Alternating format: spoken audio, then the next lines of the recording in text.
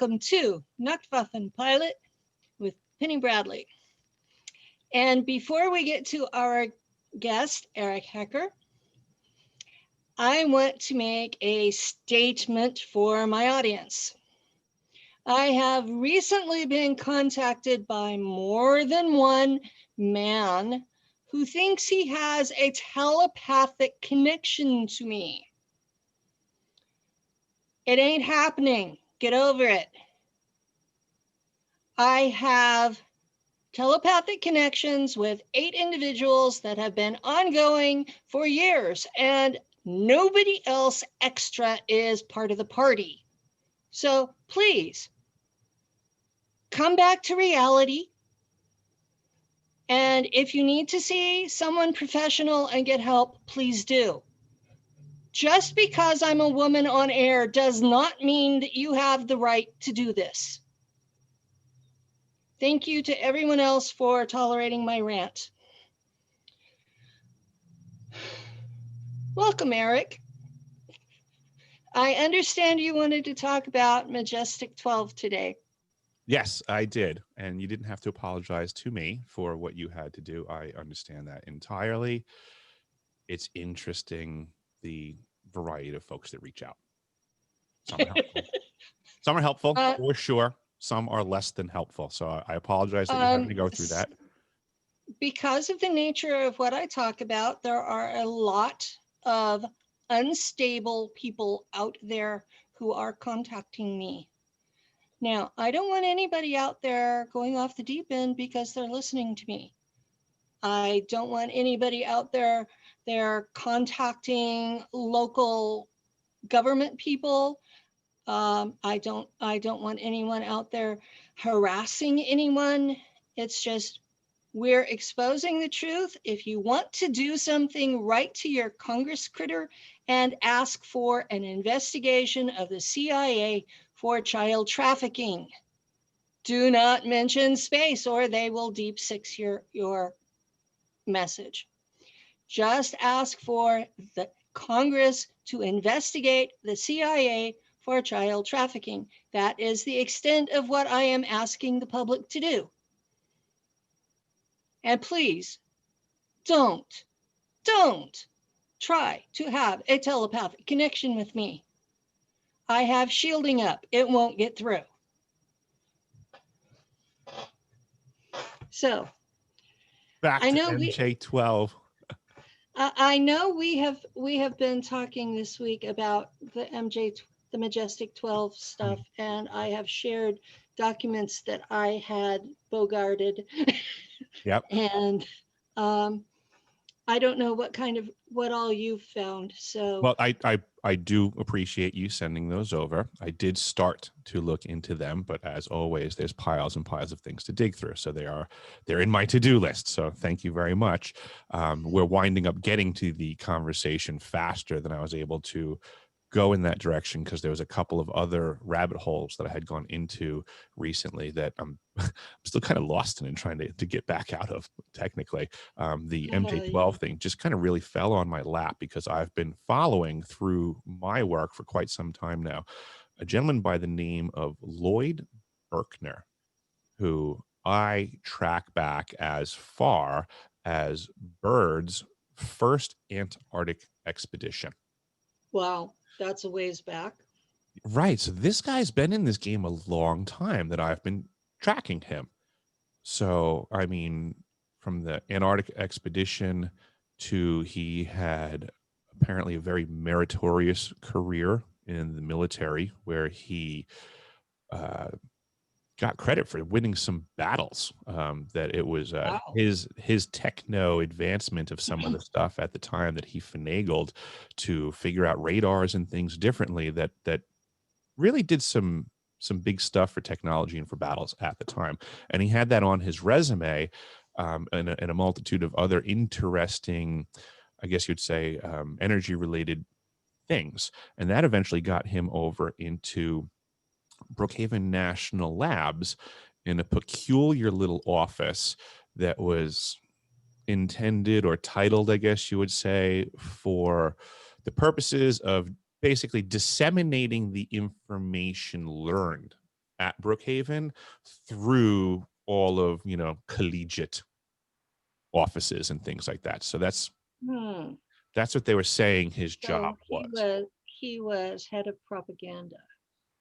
That would be one way of looking at it, is yes, if he's in charge of that information, then yeah, that's a crucial chair in how it gets communicated. But again, that was only one hat that this man wore. And I've seen his name on all kinds of documents and paperwork that I've been tracking through the Stargate program, through Operation Paperclip, through all kinds of different programs in Brookhaven and Long Island proper, and all that post World War II calamity with the MK Ultra stuff. So this guy's in there all over the place. And it's just come across my radar that he was also one of the founding members of MJ12. Wow. And it blew my mind. I'm like, you've got to be kidding me. Like, now we're going to add this to the list for Mr. Berkner, that now he's also a founding member of MJ12. Yeah. For the audience, you want to explain what MJ12 was? I was going to ask you, because now this is where I'm getting right back into your direction, and why you and I connect. Okay. So now this is where Deciphering My Experience needs other people's experiences, because Okay. I have certain histories, but I have certain limitations to knowledge bases. But I reached out to you because I know you know what MJ12 is. I actually know someone who worked for them, Oh, but excellent. this person is not public, and I will not be exposing this person. Okay. But because I know this person, I know that MJ12 was real. Okay. Even though the FBI is currently writing bogus over all of the historical documents. Mm. So I thought that was amusing. This is their current way to debunk things. Lou, they can hear you on air. Hey, no comments from the peanut gallery.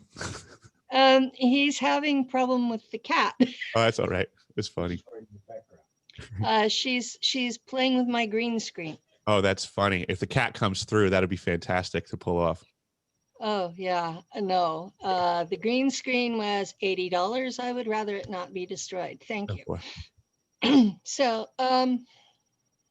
yeah, it's going to be an interesting show today. Majestic 12 was an organization that was put together by Harry Truman himself before the treaty was signed with the Germans in Antarctica, and it was kind of his oversight committee for all things related to the Germans in Antarctica and UFOs in general, and how this was going to be handled officially by the US government. And they even had them classified as 2 levels above very top secret. So this was a higher classification rating than the H-bomb had been. So we're talking, this was, which is no wonder that the FBI is unable to get verification that they were real, because they're not that level. So it gets really interesting sometimes when you read through what people write about it. I know there was a article on The Verge that made fun of us for believing in it, and the article on Wikipedia is hilarious. They're trying to be respectful while making fun of us at the same time. So you're saying that a lot of people are still thumbing their nose at the existence of MJ12, technically? Yes, there are outrageous numbers of people still making fun of us for having historical documents in our hands. That's funny. So yes, it is what it is. If you don't want to believe something, you're not going to believe it no matter what evidence is presented. And that's why I've stopped even bothering about evidence. There's stuff that I was taught in submarine school that we were taught was currently declassified, but that the mainstream media was still presenting all of the propaganda. They just said, technically we were allowed to communicate the new declassified information. Like, if we were ever asked, would be the way that they would put it, And they were Ah. just kind of suggesting like there's no reason to go running and telling everyone what they know is wrong. Like They're not going to believe you anyway. yeah, well, that was actually brought up as well, was they said, good luck, but yeah, we were taught stuff like that in submarine school, that things are, there were certain missions that happened a certain way and certain things went down differently. But if you turn on the Discovery Channel, they're going to, tell you the battery compartment blew up and that's why that submarine is missing. Yeah. There's lots of crap that happens in this world that is very, very, very different from what the official explanation is, to the point that I no longer believe official explanations at all. They're just ridiculous. There's a great book that I recommend to everyone called Blind Man's Bluff, and it describes a lot of the subterfuge going on in the depths of the ocean in the submarine service from its inception up until about the early 90s. It covers, but it's a very good book, and it tells a lot of stuff you've never seen anywhere, and it's true. It's all true. That would be worth taking time out of my busy schedule.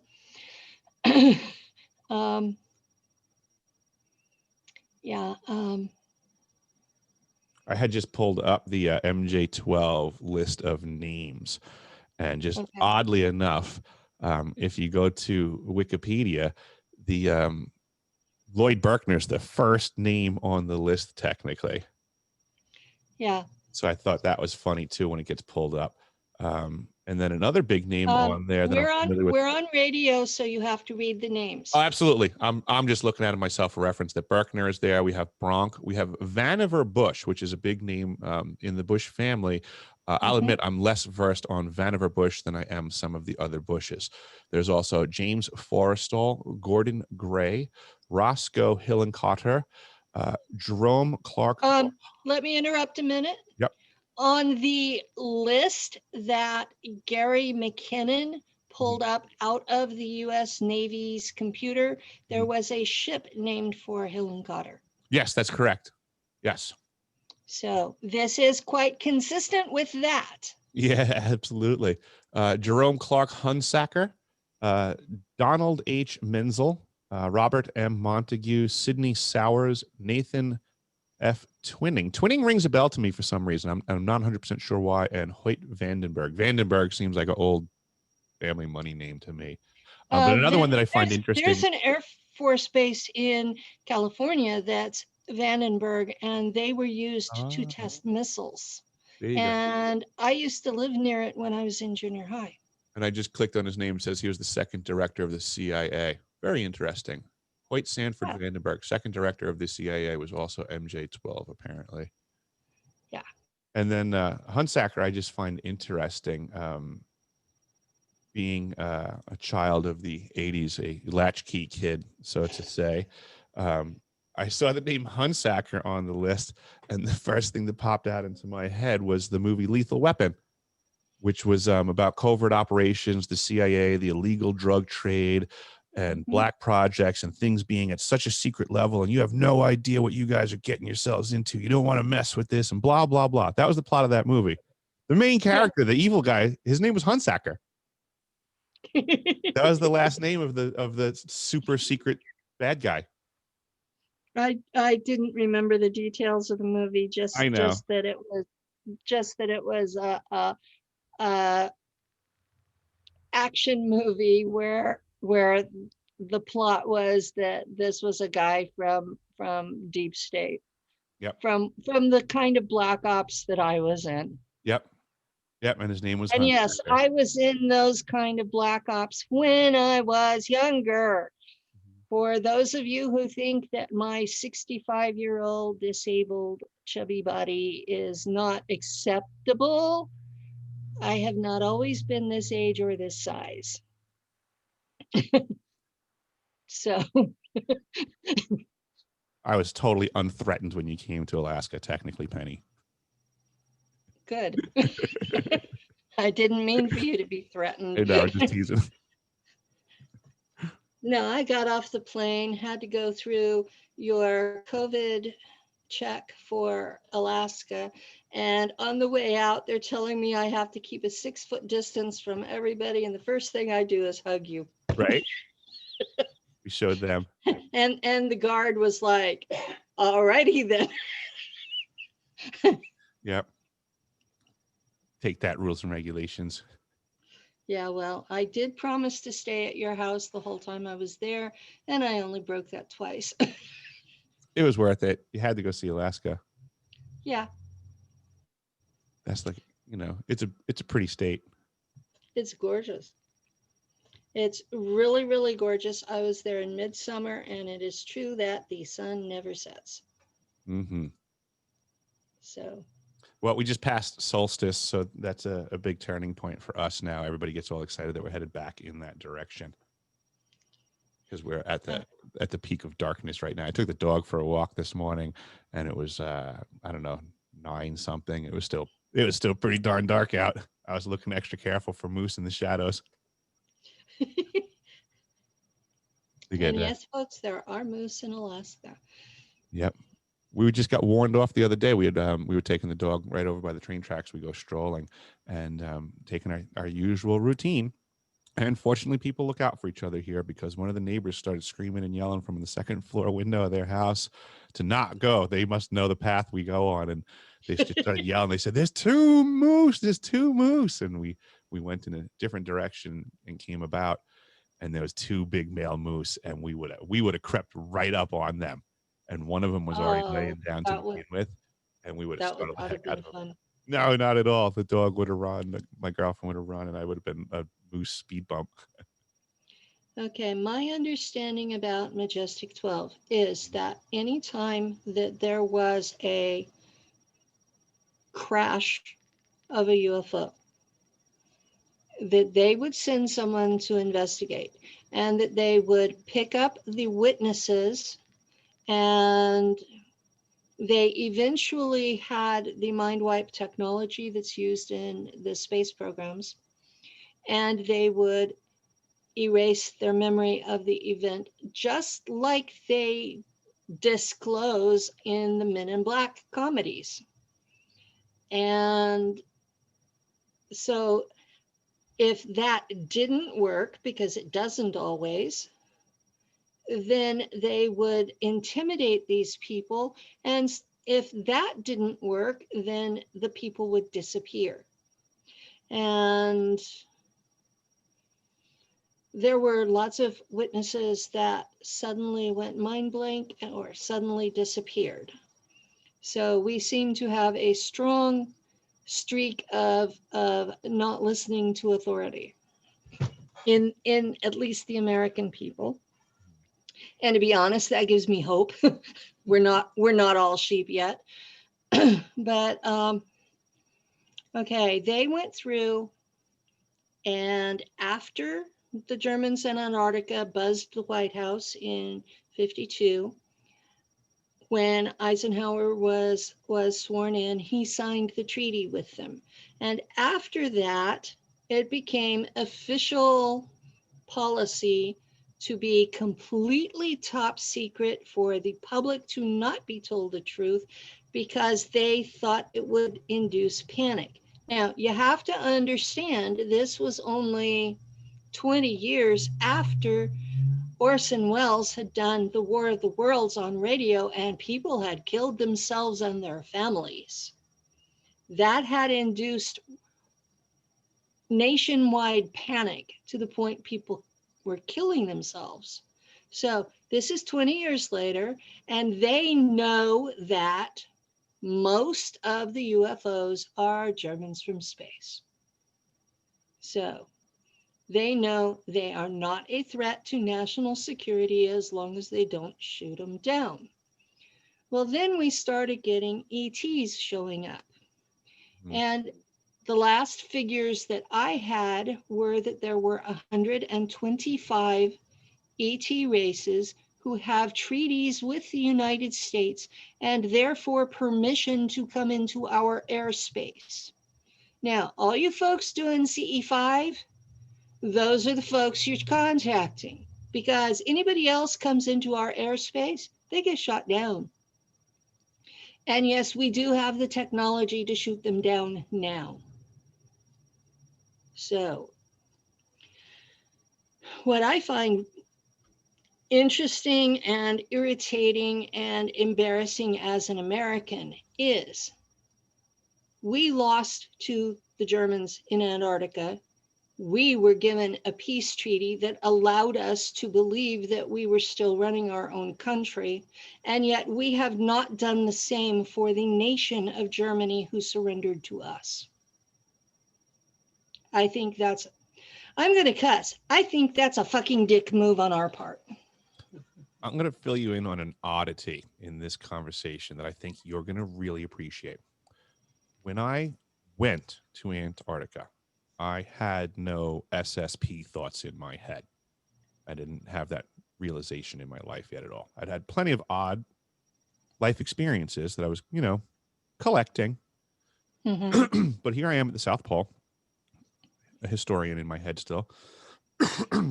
But the staffing was something that I would joke about with my coworkers. I mean, I'm a hacker, I'm a German plumber, and I have all these other German plumbers on my plumbing staff, and I'm looking at the entire facility and looking at people's names and languages that they speak in where they come from.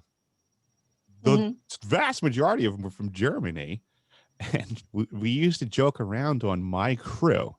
We would say, like, well, it almost seems like we didn't win the war, but at least it's nice they don't wear their uniforms here. It was like that. We used to joke win the war. Yeah, we used to joke around about that all the time.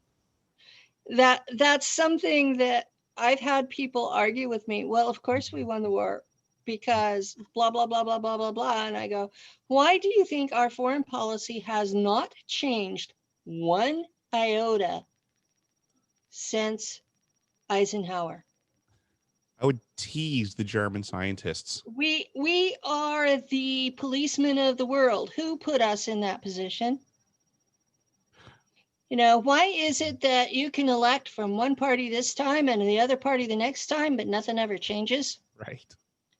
Everything just gets more and more concentrated in the hands of the corporations. Why do you think that is? It's because we, the people, have no say. It's being run by top down. Now, the Germans in space do not have complete control. And that's something folks don't understand either. They think it has to be one boss. No, we have opposing factions who are infighting amongst themselves, fighting to undermine the authority of the Germans in space, who have, by the way, they run things through the director of the Trilateral Commission, a position used to be held by David Rockefeller, who inherited it from his father, Nelson, who was vice president when Eisenhower signed the treaty. And if people truly understood how think tanks like the Trilateral Commission and the Council on Foreign Relations actually impacted our legislative processes and social structures, they'd already be in the streets rioting. Or ALEC. ALEC is owned by the Koch brothers, and they have their entire agenda. They write up the legislation and pay the legislature to put it through. Yeah, legislators don't write 5,000-page bills. No, they don't. ALEC is writing that, and it's owned by the Koch brothers, and German names again, KOCH, and they have an extremely conservative, racist point of view. And they are writing the legislation that's going through our state legislatures, our national Congress. And you wonder why things keep getting worse. And nobody's stopping them. I mean, I remember 2010, 2012, that region, there was a lot of opposition from the truther movement, but then when the current president was elected, there was something came up that called Q that preempted the truthers and kept them chasing their own tails instead of paying attention. This is the fun And of COINTELPRO. it's exactly a fucking COINTELPRO. And I know so many people that got sucked deeply into it. And now that we have the election mess that we have now, they are in this deep depression because Q said he was going to win. I'm sorry. I mean, it is what it is. You know, you don't really have a say in it, and who is put into office on January 20th may not be who you expect. And I'll just put it that way. No matter who you expect it to be, it may not be that person because somebody else has a different agenda and they don't care what you want. Not in the slightest. It is literally a circus. The media is a circus, both literally and figuratively. It's like the three rings and the spotlight and the conductor. And pay no attention to what's going on when we shut the light off over in that ring. We're just really setting up for something else. And that's what COINTEL is all about. It's just that Well, two-step of controlling where the light comes on, where everybody in the audience focuses their attention, and then they'll let that skit run for a little bit until it's old and a worn out, tired skit. And then they shut the light off there. They turn the light on to the next ring, and everybody goes, ooh, look, we have something new to argue about now because the light yeah. came on. So let's argue about that now, because that's what's really important right now.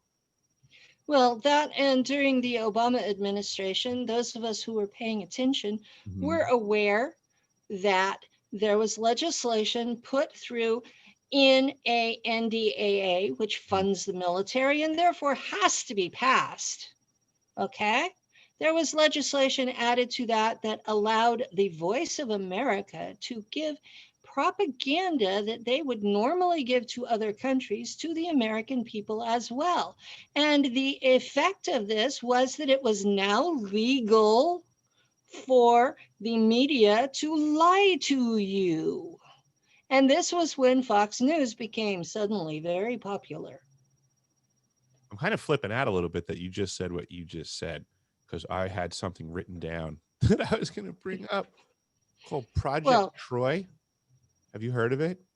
No, but I've heard of Operation Mockingbird. Okay, Project Troy, from what I'm digging into, seems to have much of the same players from MJ12 in it, from back in the early 50s as well.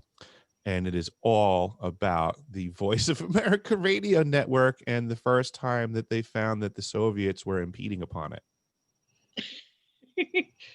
The Soviets didn't like our propaganda any more than people like you and I do. Understood. This is really interesting. You know, We'll get right back into that.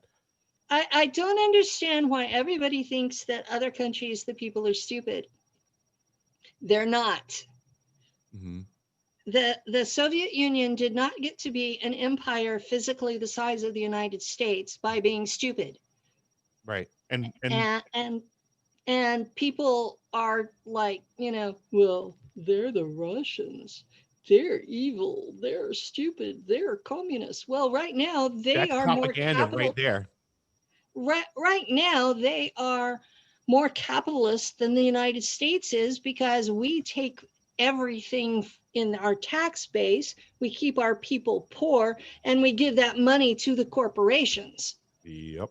How is that not the same idea? It's certainly not capitalism, because if they were providing services worth the money, they wouldn't need to be subsidized. I think back in the day, people used to just say simple things like actions speak louder than words. Exactly. No. The Soviet Union fell, the Russian Federation is back, and they are capitalists. So anybody that says the Russians are communists in this day, they're fools.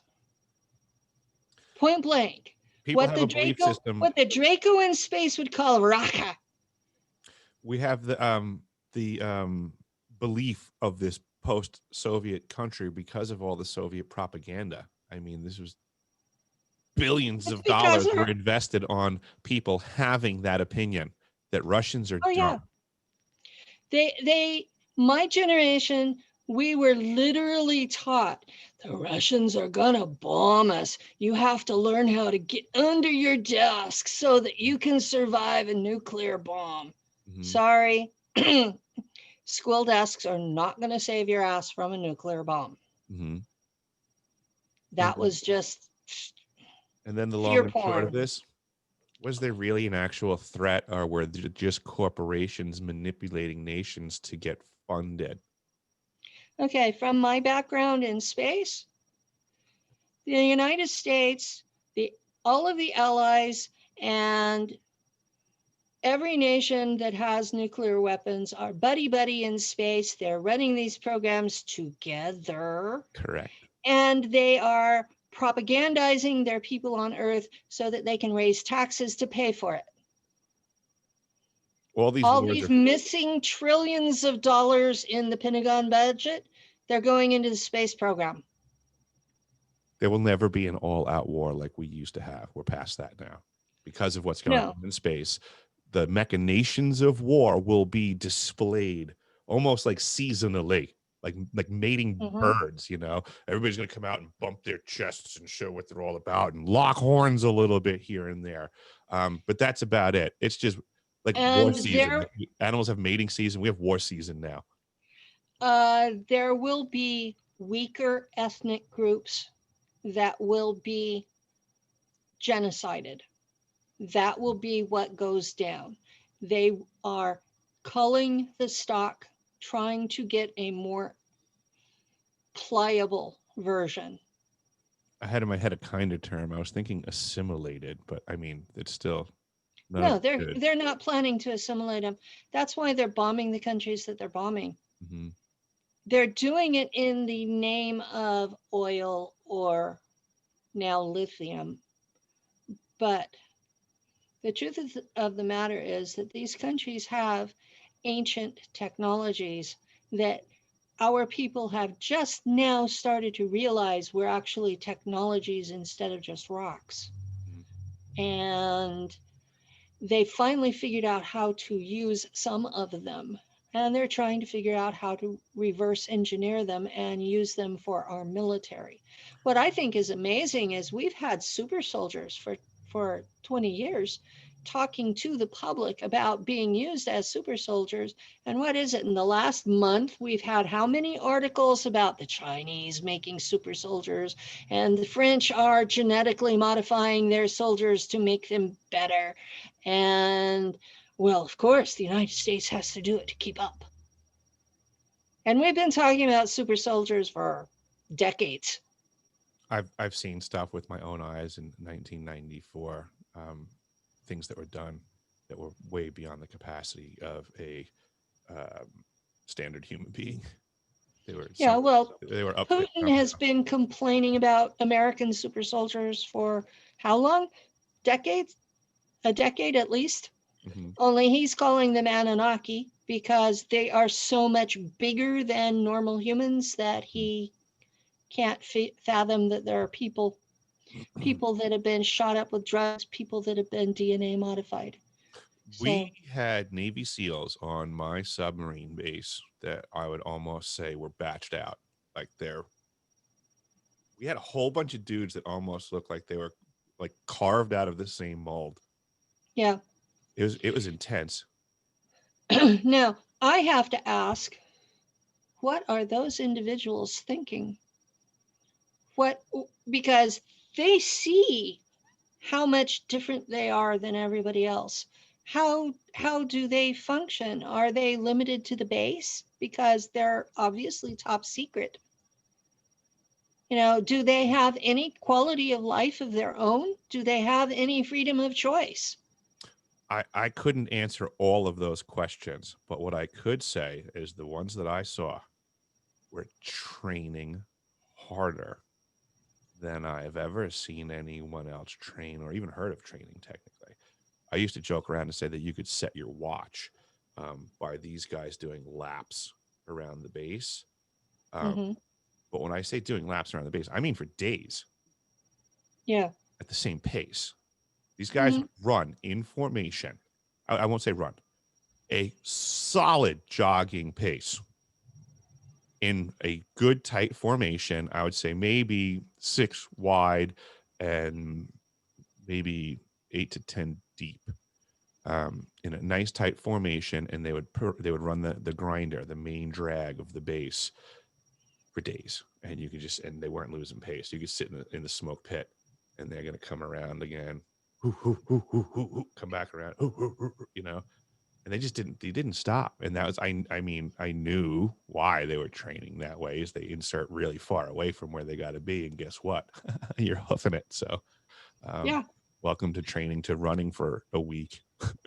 Well, I know someone who was a DOD assassin in Vietnam, and he would be dropped off a couple of clicks from where he was supposed to be and have to hoof it and find the location and then find the target and then wait until he had a clean shot. Mm-hmm. And then, with everybody pissed at him, he had to find his way back to the assigned pickup zone where there's going to be people shooting at the chopper, and he may have to have a second pickup zone. Mm-hmm. Mm-hmm. Yep, it's not going to be close. No. So, yeah, that was in Vietnam. We're talking 1960s. Mm-hmm. Yep. So, and yes, I do know these people. Yeah, and I'm sure. So those are the lessons learned that now guys in the 90s are training, because they certainly know that happens now. There's no mistakes about it anymore. Sometimes running for a few days is required. You can do some things in jungles that you cannot do in deserts because there is no cover. Mm-hmm. Yeah. So. Yeah, training is wild. You got to train for real. You got to train for the circumstances. My career in the Navy was short-lived, but I can tell you one thing: they put me through some motions where you learn that your body and your constitution are both a lot stronger than you had imagined before. They just put you through trials and tribulations that don't give you the opportunity for any other outcome than the outcome they're looking for. So then when you see the outcome they're looking for can be garnered, then you realize you can do it again. So, I mean, that's the way the military teaches you, is, you know, you don't know how to swim? We'll throw you in the pool. I was not in Earth level military, so I don't know what they do for training. I do know I was raised on a dairy, and Dad's regimen. I not only know about second wind, I know about third and fourth, and most people don't. Yeah, and you know, and I'm not touting it, but I just know that you have the history in the Constitution for this conversation that I had with another gentleman. He was telling me when he was growing up, he was a homesteader up here in Alaska, and he was saying how his dad would teach him to do things. And he was saying that one time they were logging and they were trying to get a huge log in the truck. And he's, you know, and he was saying, he's like, I was, 8, 9 years old. He's like, I'm small now. He goes, I was even smaller then, He goes, but my dad was telling me to get that log in the truck. And he goes, I couldn't lift it up. He goes, I was too small and blah, blah, blah. And my dad was yelling at me. He goes, and I started whining to him that I couldn't get the log in the truck. And he goes, my dad slid his belt off and kept whipping me. And he goes, it turns out I could get the log in the truck. That was kind of my dad's attitude too. That's kind of what I figured your farm was like. So I figured I would just share that story for you, because I know it's nice to have peers. So it is nice to have peers. It is nice in this day and age where folks are not allowed to touch their children, to know that there are still people who remember getting a belt swing every time you said can't. Right. Yeah. There's an interesting way of life. So my way of life was very similar to military. Exactly. Yeah. But it wasn't. You never got a promotion on the farm, huh? You didn't get any rank or meritorious service? I did eventually get to where that I was assigned tasks and he did not stand over me while I was doing them. Well, that's pleasant. So I would be able to think my own thoughts while I did whatever the hell it was he thought I needed to do that day. Hmm. My father got hurt at work when I was 12, and I was the oldest of 5 kids, and he considered us his personal work crew. He couldn't do it anymore, so we had to do it for him. So he died in 1980. And I have a lot of unresolved issues. I can That's imagine. that's a polite way of putting it. Mhm. You know, something I wanted to run across, some other oddball things that I've been coming across in my research as well this week, and they're topics Okay. I think you'll get a kick out of. So you are familiar with Robert Monroe of the Monroe Institute, correct? I am. I Familiar. have done an overview of the Monroe Institute, and I think 1 or 2 of the books involved. I have not researched Robert Monroe individually. I'm digging into him because he's definitely a part of what's going on in my past, and Yeah. I'm re-digging up because I lost the trail of. But do you remember there used to be a radio show called The Shadow? Only the shadow. Oh, yes. You do, right? That was, yeah. When that came on, you did not get between the radio and my grandfather. Oh, okay, cool. So you tell me, what's your best recollection? If I was to say, Penny, tell me everything you know about The Shadow. The shadow was in between human and spirit, and was used as a boogeyman because the shadow knew what you were doing, and if you were really evil, would take vengeance on you. Right, that was the character, right? And That was the character, and there was this really deep voice for the narrator. I've been looking into this because it turns out, from what I'm seeing, it appears that this show, The Shadow, Yeah. might have been a massive disclosure project back in the day. Because that was apparently they were disclosing in the show that the character, the Shadow, was versed in the ancient mystery schools of old, and only he could understand the knowledge. But he also understood that the people in his time period will never understand what he understands. So he has to mystery schools. Yeah, this is like straight up, like, this is like right at par for the course of just disclosure back in the day that no one was listening to. And here's the part that's really interesting. I'm hearing that Robert Monroe of the Monroe Institute was actually one of the like original producers on that show, like working the show. There's so much behind the scenes. Oh yes, that doesn't shock me. Now that was to do with his brain work. That was the same time frame. I've blanked on his name, but the guy from JPL. Oh, Parsons? Yeah, Jack Parsons. Yeah. Was that time period. It's not Jack Parsons Lab, folks. It's Jet Propulsion Lab. Yeah, it was Jack Parsons Lab. It is Jack Parsons Lab. And I visited that when I was 14. No, I was 13 when we visited that.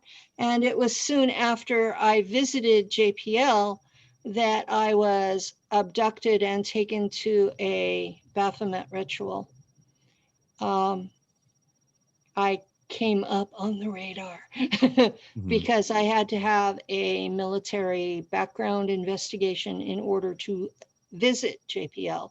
But it was a school thing. I was taking space science. And so it was back when they did field trips. Do they not do that anymore? My kids didn't, but we live up in the mountains. So yeah, we had a field trip to JPL, and it was after that I was picked up and taken to a Baphomet ritual. So Yes, it is definitely Jack Parsons' laboratory, and they were doing a lot of the stuff for NASA for the Apollo missions. Yep. And I actually lived near Edwards Air Force Base at the time, and my space science teacher went rock hunting with some of the test pilots. And So yeah, I was in the thick. Jack Parsons was in quite a circle of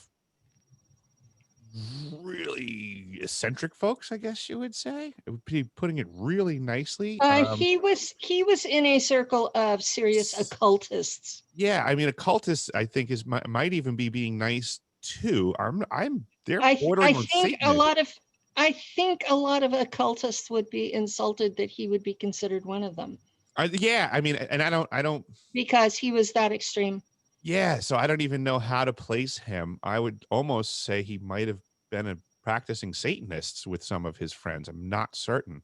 That's from what I remember from the time period. Yeah, I mean, why would they pick me out of a group of 30 kids that went on a field trip to take me to meet Baphomet? Yeah, they were That's, by the way, folks, that's how I know he was a red alpha drac, is because I actually met him in 1970. my brain's going in the direction of that these folks worked in dark energies by choice.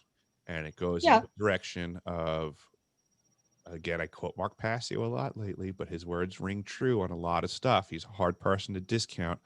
You don't have to believe in what these people believe in. You just have to understand that they do believe in it. So they do believe in it and they get results.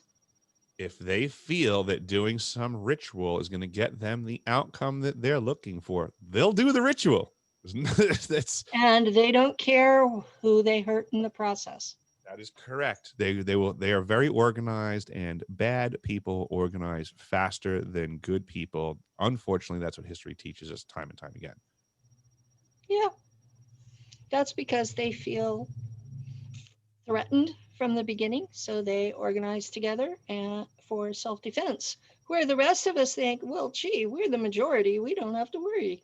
That's a good way of looking at it. Is they feel threatened. I mean, it's a fair perspective to say that they maintain that. So yes, they would be in action first. It's logical. And they usually have plans that they know are not in the best interests of the majority. So they're trying to act as quietly and under the radar as possible. And that does require a certain amount of coordination and organization to pull off. And But there are times that I really wish I was able to organize as well as they do.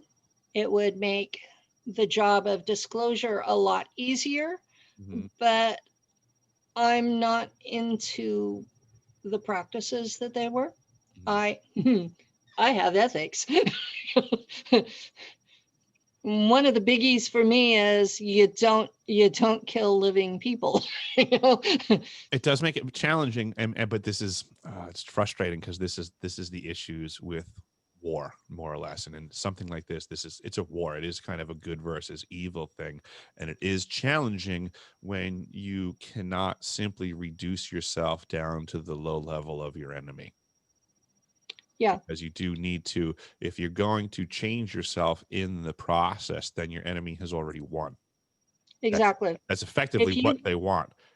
If you become the same level as your enemy, they have won. Even if you actually objectively win, they have changed you into a mirror image of themselves. Right. And for example, Satanism, if it requires pedophilia for them to have success, then that makes it bad in my book. So I would say that people opposing Satanism, if they were to then consider pedophilia practices to defeat their enemy, then they've already lost. Would be a good example. I'm going to point out something that a lot of the audience is not going to like. In my researches, most Satanists are wannabes, and they are not pulling off anything near what they're purported to.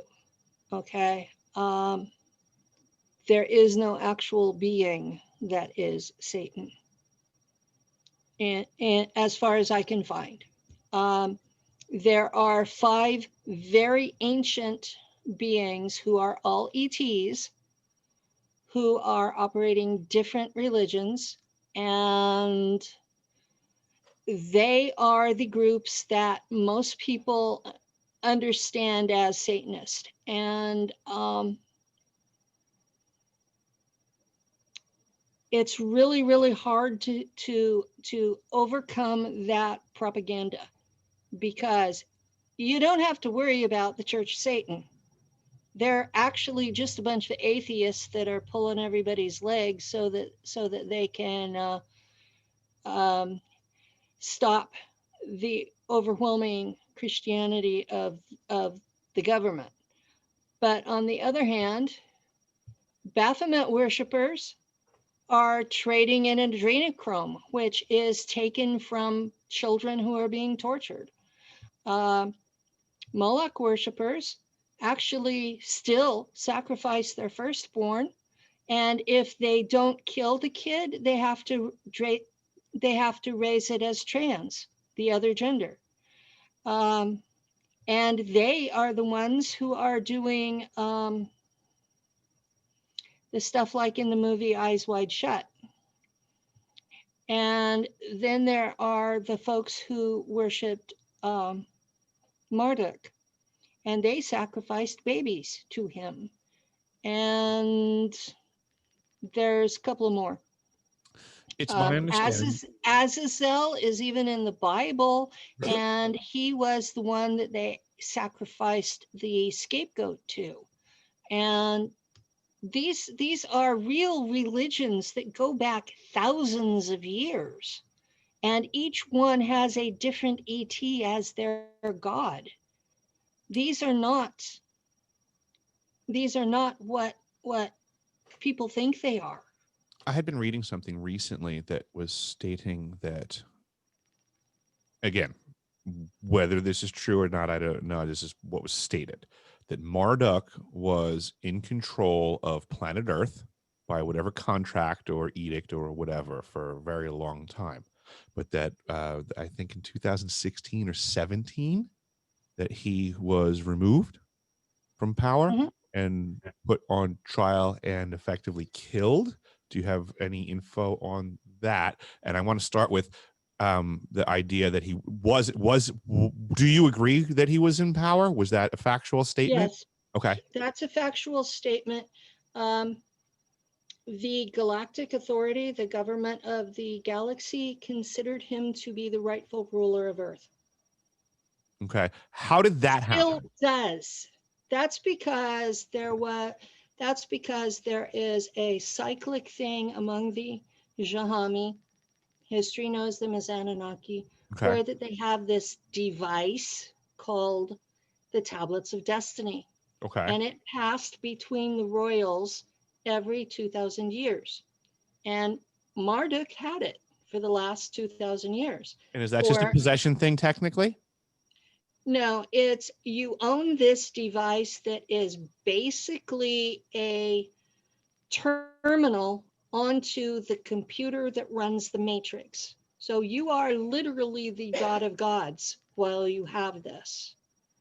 And he benefited from the last war between the two Anunnaki brothers, Enlil and Anki, because he was Anki's firstborn, and he took possession of Earth, and the others could not take it from him. So during this 2,000-year period, he has been paying the taxes on Earth to the Draco. And this was a manifest being walking the face of the earth? Yes, this was a physical 3D being, yes. Okay. And his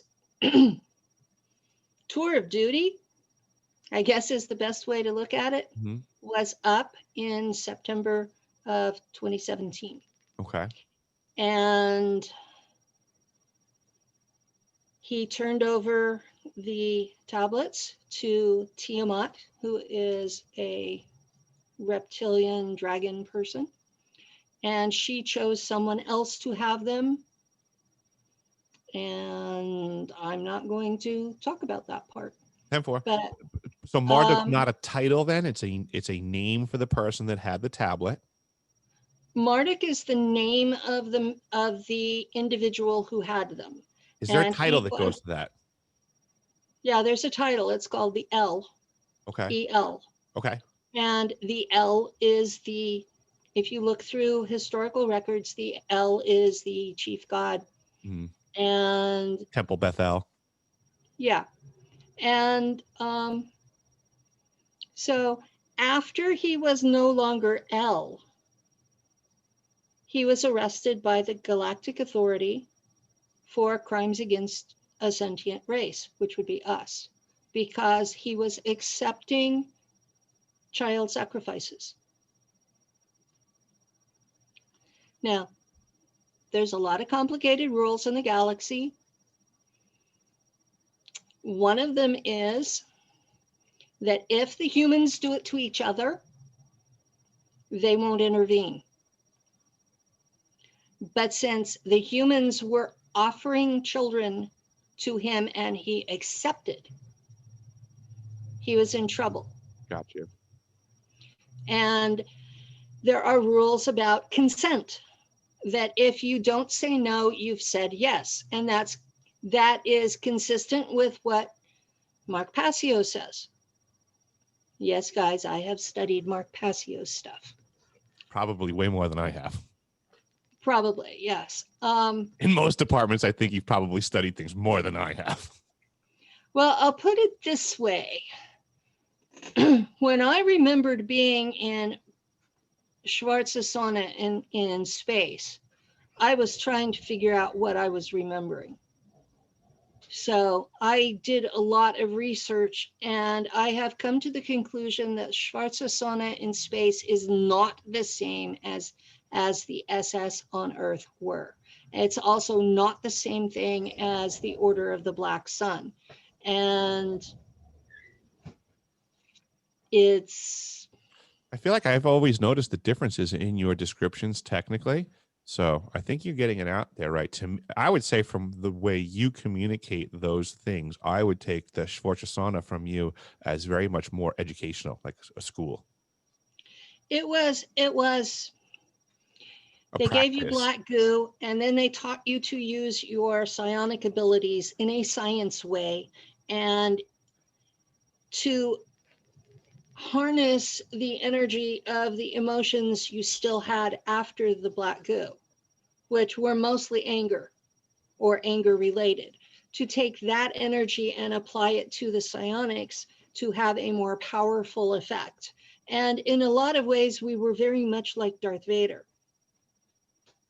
I think that Darth Vader was actually, the Darths in Star Wars were disclosure about Schwarzschild. And we did use sex magic. So it was remembering how to do this stuff, but not having the structural foundation for it. So I've done a lot of study to figure out what the hell am I remembering. Mm-hmm. And I've had a lot. I did a set of interviews with Gale of Gaia. They're on YouTube. And I got a lot of nasty hate mail because I must be a demon if I know this stuff. You know, come on, guys. You know, don't shoot the messenger. I'm telling you the truth. Nobody else is going to. Just me, Mark Passio, and Eric here have the background to tell you the truth and the willingness to do it. And I don't know about Eric, but Mark Passio has expressed frustration that no one wants to listen to him. And I'm getting to the point, it's like, if y'all are going to keep threatening me, I may just fucking disappear on you. It is very. I'm on the side of humanity. I want you to survive the shit that's coming. Yep. And no, it's not. And no, it's not 1,000 years of golden age.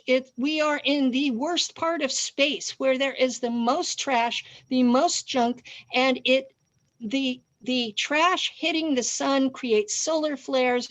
And guess what? We're losing our magnetic shield.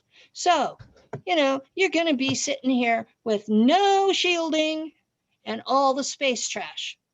This is a very dangerous time in our orbit of the galaxy, and y'all think that you're gonna ascend.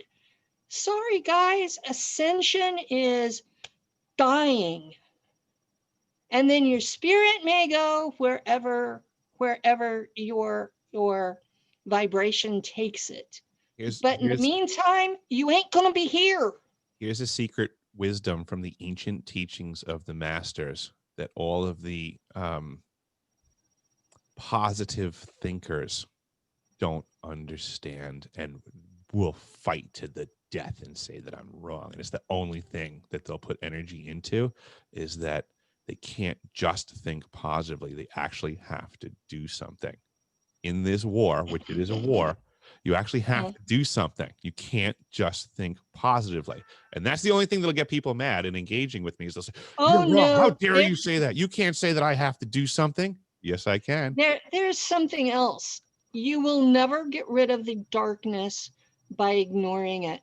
You will never get rid of the darkness by becoming more light. You will only get rid of the darkness by embracing it and becoming in the middle. And you think you're going to get a muddy gray, and you're not. You're going to get the whole fucking rainbow there. But you're too scared of the dark.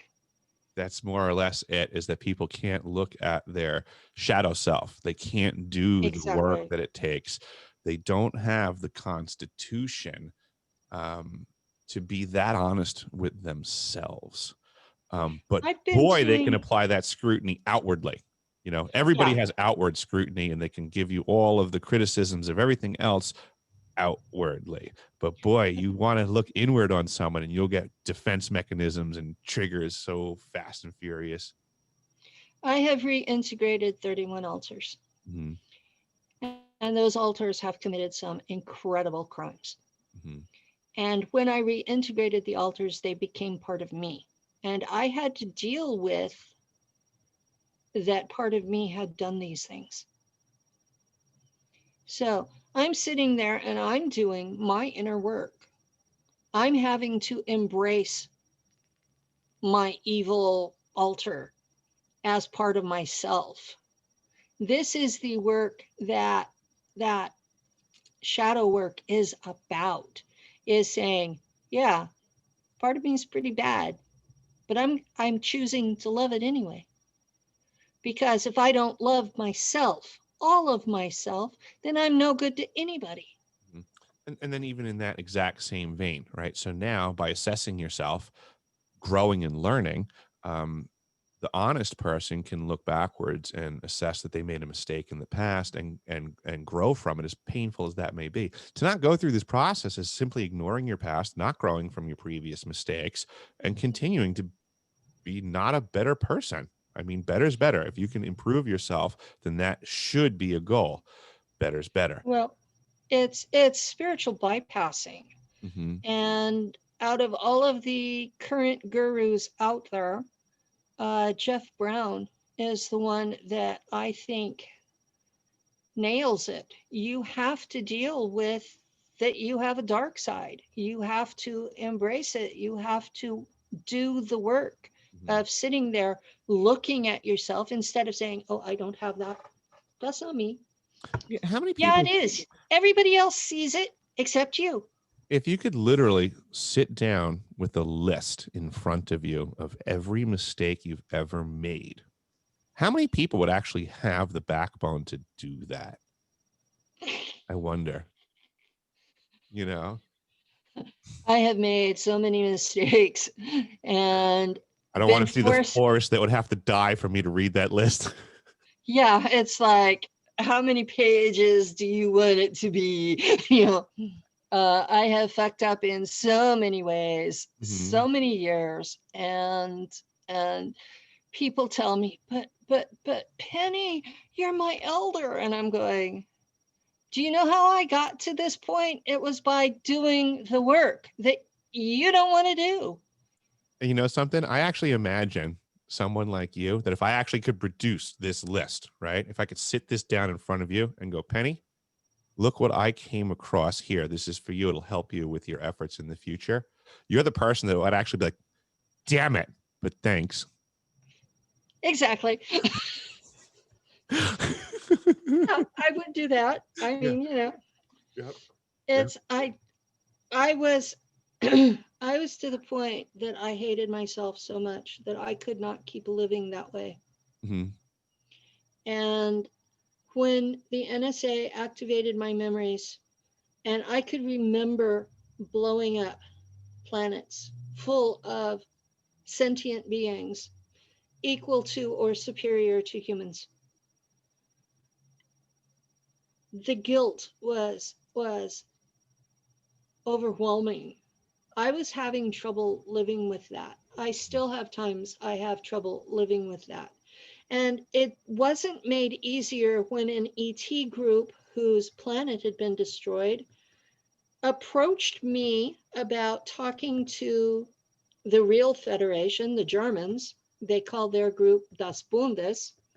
So I was asked to approach Das Bundes about them having a replacement planet. And it's a telepathic race. So I got all their feels. And they thought they were summoning a demon. That's their view of me in space, is that I'm a demon. And that hurt.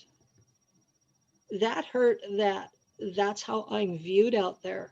And these beings were so desperate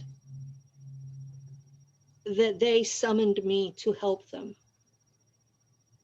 That was the real eye opener, was having a group of beings, they were the sole survivors of their race, contact me to try to get them help. And because I still have alters in service and enough bleed over, I was able to get them help. And but I'll never forget their whole attitude. That would be rough. It was. I hope no one else ever experiences that, of being summoned because they're desperate and they think you're a demon. But it put a whole new light on what I was remembering, that not only was I mortified, but that I have a reputation in space of being basically basically the modern version of Attila the Hun, only in space. Mm-hmm. And I'm like, that's been really hard to live with. And I try really hard to be kind and patient and understanding with people, because I know how evil I have been in the past. How much of your time in the programs would you say would have been in situations of conflict? Could you put a percentage to it, so to say? Is that a fair question? My main job that I remember mostly is being the navigator and being responsible for taking the ship or ships together into hyperspace and coming out with nobody inside a wall or a floor or another object. Okay. So that took a lot of my time. But some, when we were not in transit, we were usually involved in putting down a rebellion in the Draco Empire. That's what the Germans do to pay the rent on their colonies. is they serve the Draco.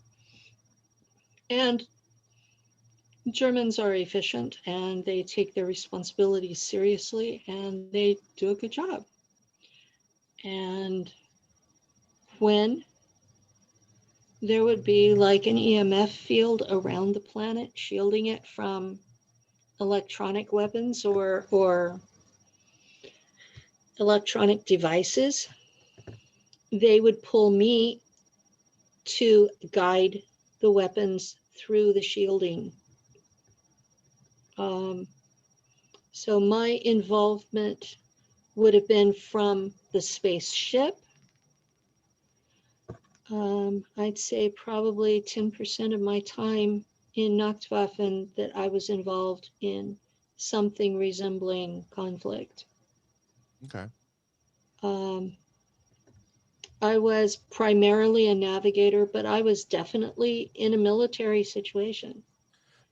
Now, I had alters that worked for Kruger. Okay. And they are military. And in that capacity, I'm normally a fighter pilot. Got you. So that's like 80% of what I did was military conflict. Okay. And because of the nature of the beast out there, you have Kruger fighting on one side and Monarch on the other. So a lot of the times you have humans fighting humans in ET wars we had nothing to do with. Wowzers. So what's the purpose of either faction being there? Money? They're just mercenaries? they're just, the companies are mercenaries and Monarch and Kruger? they sell our services in exchange for advanced tech. But the Galactic Authority has limits on what we're allowed to be given. So we're basically being given children's toys. That also sounds to me like technically there's just some humans that are willing to harness up some other humans to march into death or whatever. If they live, so be it. But either way, we get the technology. Yeah, that's exactly their attitude. The trouble is that they're killing humans off. They're sacrificing their fellow human beings in order to get what the ETs consider to be toys. And the Galactic Authority has been mortified because these toys are being reverse engineered and combined with other technologies that also came from toys. And we are creating our own technology from their cast-off toys. And we're doing things that they didn't think would be possible because we may be smaller, we may not be as smart, we may not live nearly as long, but we're adaptable and we have a genius of creativity. Yeah, it does seem that we have engineering skills beyond a lot of the other species. Seems to be a common thing I'm seeing as a theme. Well, as a species, yes. And remember, I served with the Germans who were the best engineers on the planet. So they have that genetic preference towards engineering. I found myself pretty good at fixing things in a pinch. Yeah, exactly. Yeah. So, it's I hate to put it in those terms because people will take that statement and say, oh, she's racist. No, different groups have chosen to let certain skills survive. Skill sets get created through practice. And it's just a reality of life. Skill sets get sharpened through practice, but the genetic capability to have that skill set is inheritable. So if the person who has that skill set is able to support more children, that gene gets spread through that group. And that's just reality. And we have experience carries on. It does matter, But you look at we have musicians that 3-4 generations, they've been musicians and they're great at it. You have athletes, 3-4 generations, and they're great at it. And we have engineers that, you know, hundreds of years of German engineering, you know, and they're famous for it. Mhm. But when you say it, people are like, that's racist. Mhm. And I'm like, I'm not saying anybody else is bad, just these people tend to have this ability more than the rest of us. There's generational experiences through practices that are just real. I can't tell you how many homes that I've worked in as a plumber where there is a very kind-hearted little old Italian woman making sauce. Oh, yeah. I will fight to the death that that lady is genetically predisposed to making better sauce than other Oh, yeah. people on the planet. It just is what it is. Yeah. It's just life. Her family's been No. making homemade pasta sauce for thousands of years. Mm-hmm. It just is what it is. Exactly. And it doesn't mean she's better or worse than anybody else. It's just that's their particular talent. She's better at engineering dinner. Yeah. So because the women in her family have been better at engineering dinner, her family has survived. Yep. Yes. Yeah, And it's just passed that ability on. yes. Not only genetically, but also instruction. Absolutely. It's like it's literally in the blood at that point. You don't see Yeah. these people pulling out recipes and things like that. Oh, you should watch me in the kitchen. Oh my God. Right. Um, yeah. Um, my mom did not teach me to cook. Fair enough. My mom was territorial, Mm-hmm.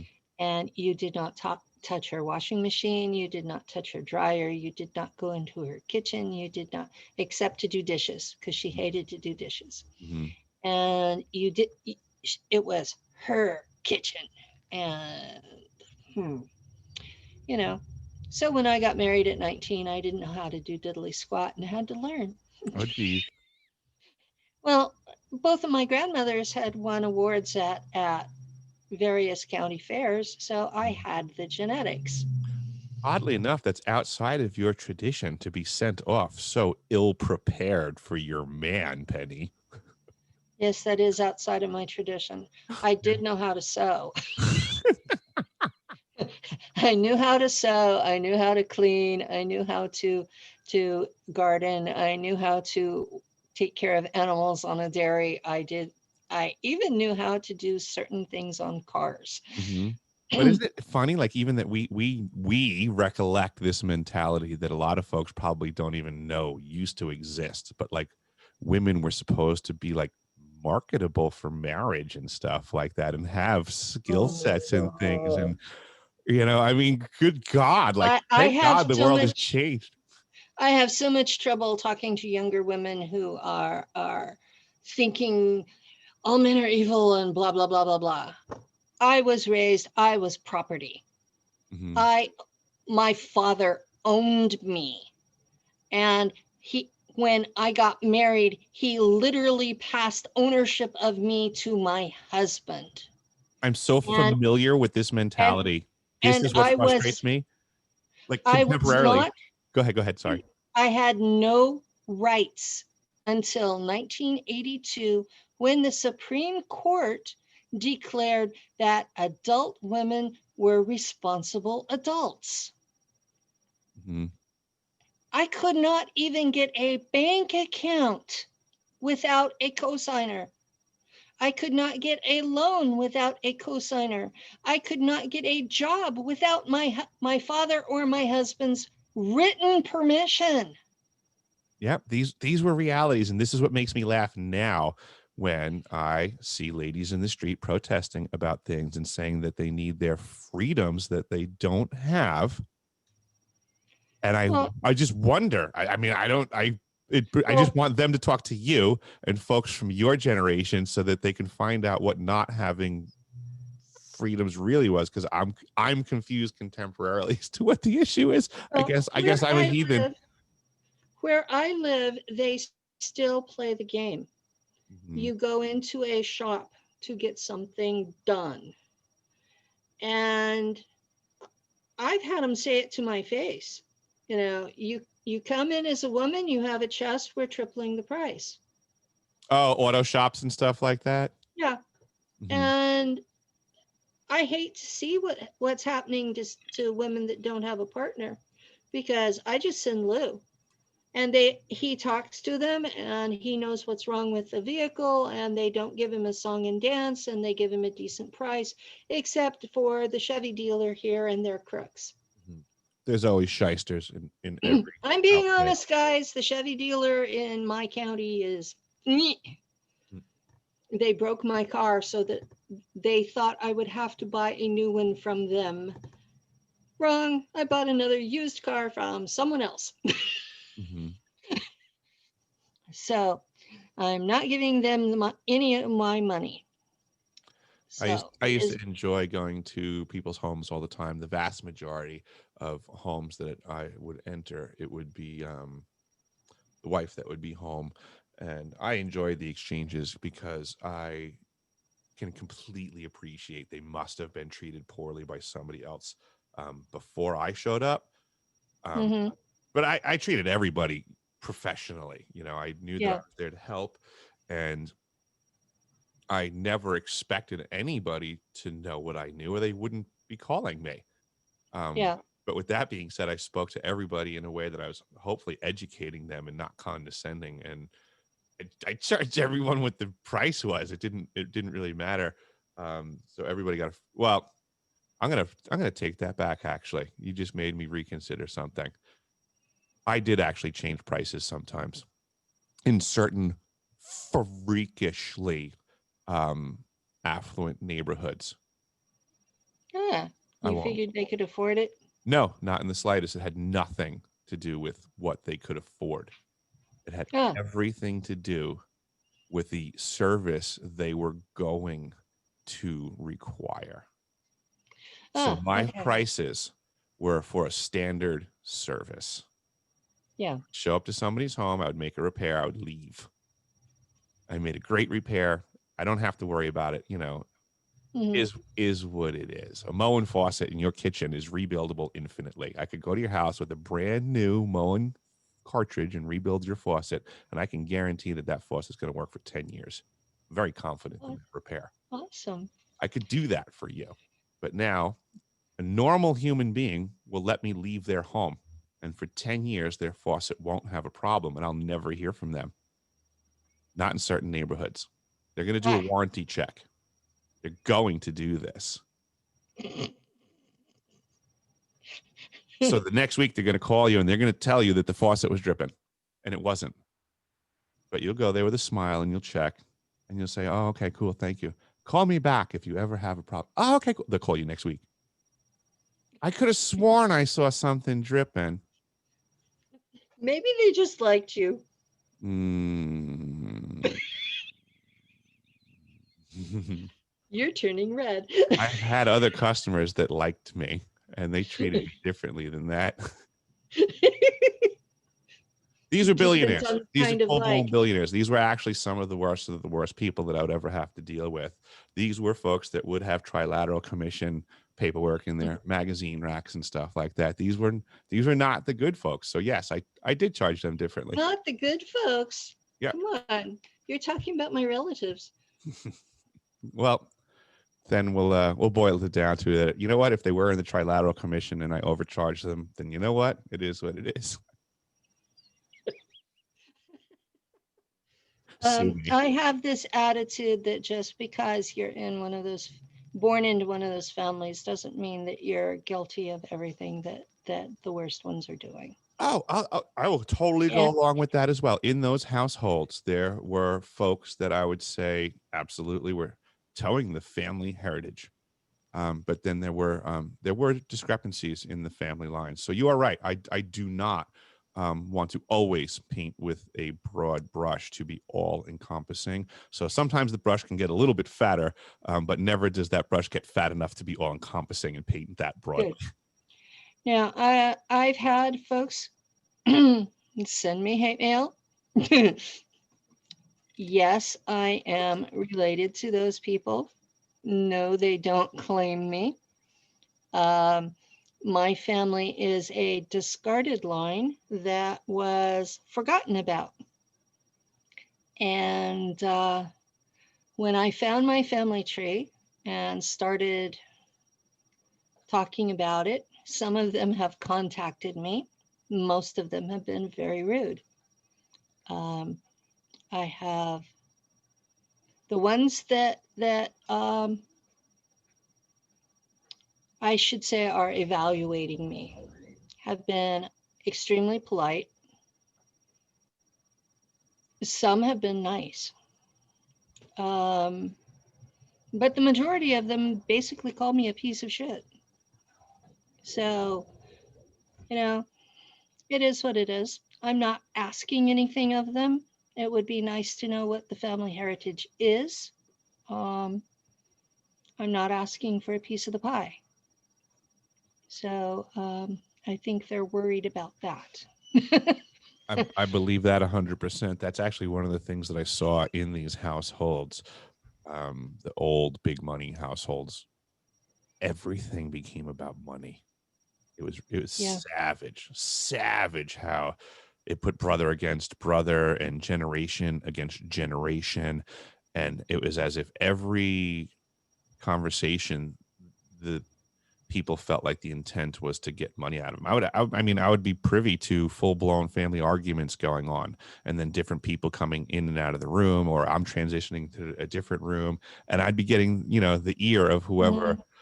and they'd be like, he's been like that for a decade, and he just wants my money, and then my dad, and you don't understand what's going on in this house, and he's always been like that, and she backs him up, and it's insane. There's so much wealth, but yet they have to argue about who It's never enough. is never enough. It's so never enough. And I'm not that way. I'm like, I Mhm. actually, I have, Lou and I have enough between us to live day to day, to live month to month, and we are perfectly happy. But Mhm. if I want to travel, or if I have to buy a new video camera or something like that, then we have a little bit of a problem. That's when you start But getting creative. yeah, on a day to day basis, I'm perfectly content. I have looked at what would happen to me if I suddenly made thousands of dollars. And to be honest, it would jeopardize a lot of the support system that I have in place. Hmm. And so the biggest problem I have right now is that the landlady raised the rent to more than what my check is. So I'm fine as long as Lou's alive and doesn't decide I've bitchy enough that he walks out. I don't anticipate him doing that. He's been with me for 20 years, but still, it's always kind of in the back of your head Hmm. when you know you're weird. I can follow that. So yeah, um, your lady and my Lou, their discussion about life with people with alters was very enlightening Hmm. Yeah. and a bit disturbing. I get enlightened and disturbed pretty regularly, but her and I are good communicators, so we work through things just like you and Lou do. Yeah. Um, She's a very patient soul. I'm very blessed to have her. um, Lou told me one day that I was his assignment. In the context, it was kind of disturbing. So, It's funny. I imagine that Lou has wheelbarrows full of patience, but I could also imagine that when you push him to his line, he's gonna let you know that you need to calm the hell down, I bet. when I push him to the line, he goes out and takes a 10-mile hike. There you go. And he takes a couple of 3 hours doing it. And yeah. Mhm. There you go. Now I picture So, you going, Lou, take a hike. And he probably goes, I will. no, I'm like trying to get an answer out of him and he just leaves. He's one of those, he doesn't like to give a straight answer. Mm-hmm. Oh, Uh-huh. NASA? Yeah, I can't get a straight answer out of him on anything. There are things I need a decision and he won't. And I will push him for a decision because, It I makes me was raised. wonder because now, just thinking big picture, Lou's probably sitting there going, this altar's asking me right now, and it really doesn't matter. And I'm going to have to talk to another one about this later. I'm going to have to give that one a different answer. Poor Lou. He realizes that most of them share memory these days. Oh, okay. That's good. So there's a couple of them that don't. Okay. And it gets to be interesting sometimes. Mm-hmm. So, Absolutely. yeah. What gets me is when I get up in the morning and I have a missing 3 hours and I realize he's being awfully quiet over there. And I say, good morning. And I can hear him. And I'm thinking to myself, just how bad was I? Mhm. So yeah, life like this is interesting. And then I get told, well, you're just faking it all. And I'm like, oh God, I wish I were. That would be so much more fun. I wish I were. You can't fake it like this. Yeah. Good luck with that. That would Uh, be, yeah, no. That would be a okay. genius level of stuff. You wanted to ask about something else, you said. You had a list. I'm checking right now. So we had done Robert Monroe and The Shadow. So just big picture stuff of where my brain has been at lately in my digging into rabbit holes and such. I had sent you a link earlier in an email that was a song about a gentleman named Claude Dallas. I don't know if you had a chance to take a look at that at all. I saw it, but didn't have time to listen. No worries. It was simply just a country western song, but it was made about a gentleman named Claude Dallas. Does that name ring a bell to you from the 80s, perchance? He was the nation's most wanted man. I believe it was in 1981, and he was running from the feds out of Idaho at the time. In 1981, I had a child who wanted to live in the hospital, and I was a full-time student at San Diego State. Okay. So I had a very full plate. So this guy was I don't know if you recall, but back in the 70s, What was he wanted for? double homicide of federal agents. He did what? Double homicide of some federal agents. That I do remember. It was not a real common thing for federal agents to be killed. Correct. So back in the 70s was apparently when they started enforcing, I guess, like hunting licenses and things is what I'm being told, as far as enforcing it. That, you used to have to go get permits and licenses and stuff, but there wasn't really anyone running around in the middle of places enforcing it. But apparently they started doing it. And at the time, they said one of the best ways for you to get the heat off of your back would be to roll on someone else doing something worse than you, which is pretty common cop tactic. We've seen it before. So in this area, people were rolling and rolling and rolling till eventually the feds were looking for this man, Claude. Mm-hmm. They made movies about this man, actually, back in the 80s, TV series, songs, all kinds of stuff. He's actually known as the last American outlaw. That I remember. This is Claude Dallas, the last American outlaw. He lived off the land out in the middle of nowhere, like an old school American. He was like the last one. So since he hunted and trapped to sustain himself and to live and to have goods for market, he certainly wasn't following licensing practices, No. but he was living off of the land and killing and using. Excuse me. Long story short, folks in the area who didn't want to get in trouble turned him in.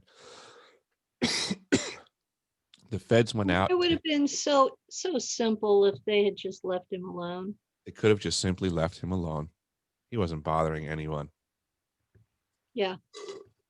But instead, they went out to what Claude considered his home. Mm-hmm. These were armed men who were accusing him of federal crimes, and he was not acquiescing. Excuse me, I'm tickling my throat. But long story short, they wanted to go on his property and gather evidence inside his home. A lot of people would say, well, it's just a tent and he's in the woods, and how, he doesn't have a right. They were supposed to have a warrant. They were supposed to have warrants. They were supposed to be doing a lot of stuff as far as he was concerned. They apparently, according to his testimony, overstepped all lines and were going to kill him because he was not acquiescing. He was standing up for himself. He says they drew on him, or were going to. Well, under the old rules, of fighting with words and things like that, right? So he's the type of person that basically would say he was a fighting man. So from his description, he was saying that in that moment, he knew those men intended to kill him. Yeah. So he stopped it by killing them. And in the old days, pre-1950, that was standard practice. You stood your ground, you defended yourself, and if they drew first and they didn't have a warrant, then you were within your rights. You're technically within your rights today to do that. Technically. Yeah. Well, you are, but nobody gets by with it anymore. No one got by with it when he did it. So he drew on them and finished the job. Yeah. And then, basically, he was on the run at that point, and they wound up catching him eventually. He did go to jail. He did escape from jail as well. And he went on the run again, which this is why his story was fantastic. So they called him the last outlaw, and made songs, made movies, and so on and so forth. And the reason that I had brought this up was because I had just remembered that when I had first come up to Alaska, one of the first contracts that I picked up for working out remotely in the bush in the middle of nowhere in a fly in, fly out capacity. And, excuse me, I was just told to be really nice to the guy that I was going to be working with, that he was, a good man, but he was a fair and straight shooter. Yeah. Fair and straight shooter can mean a lot of things. Yeah. But he was a hard-working I was going out to the middle of nowhere in Alaska for the first time. So I was relatively concerned, hey, what's going on here? And, this is new to me. Yeah. Don't worry. We got a guy. He knows everything about what it's like to live in the woods. It'll be okay. Was it him? Yep. It was Claude. You knew Claude? Yeah. Oh my goodness. I camped out in the middle of nowhere with Claude, and we built our camp. We did our contract. We shared stories, and it was an amazing, amazing conversation. And he taught me a lot of stuff. There's different histories. This is what amazes me about, the digging and the rabbit holes, and you make connections, and then there's so many things that you just forget, and you have to, remember all the time. And people, I've reached the point. I have been digging so long. I'm on level 10 of the rabbit hole. And people ask me about things at level 1 and 2, and I'm like, I'm having trouble with the details because I'm way past that. And for me, level 9 was understanding that there are actually 2 species of humans here. And level 10 was understanding that I was the other one. There you go. And if you think that is not a shock to your system, Mm-hmm. because all of my life I have been considered poor white trash. So when these people approached me and started calling me a piece of shit, that was what I had actually expected from them. Mm-hmm. The ones that have been pleasant have been a pleasant surprise. That was what I had hoped for, was that I would be spoken to. Some of the family heritage would be shared with me, and that I would be treated like the distant poor relation that I am. And so it's been interesting to meet them. Mm-hmm. Um, some of them I look enough like them to be their sibling. And that was a bit of a shock because they look more like me than my siblings do. Mm-hmm. And so that took some adjusting as well, because they're rich and powerful people, and I look just like them, and I'm not. And for folks, one of the ones that calls me a piece of shit told me that I'm scaring the slaves. So I'm still trying to figure out if that was a friendly warning or if that was a threat. It just dawned on me. I had told you previously one of the stories from the camp that I was in with Claude, but I had never mentioned to you who I was in the camp with. No, you didn't.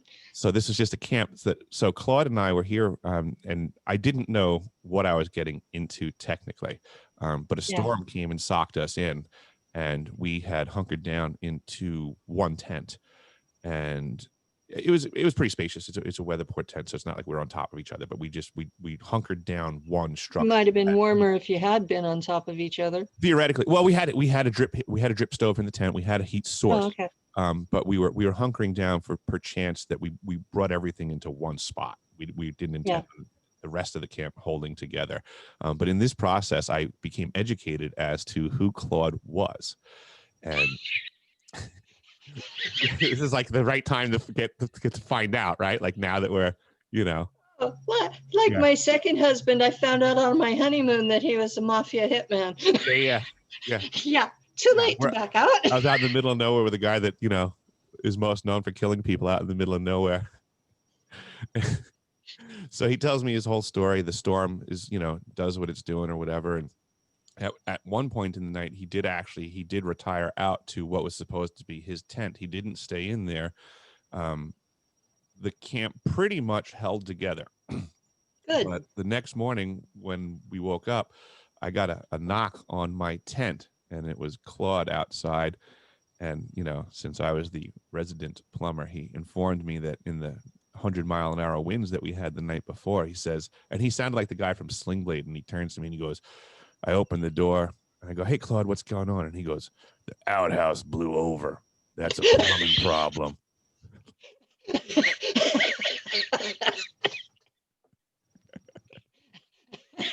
And I just looked at him dead, like no pause. I just said, aye. I'm on it. I'm so on it. You got to go to the bathroom? I got this covered, bro. Don't kill me. I can be extremely agreeable. What would you like for breakfast? Yeah,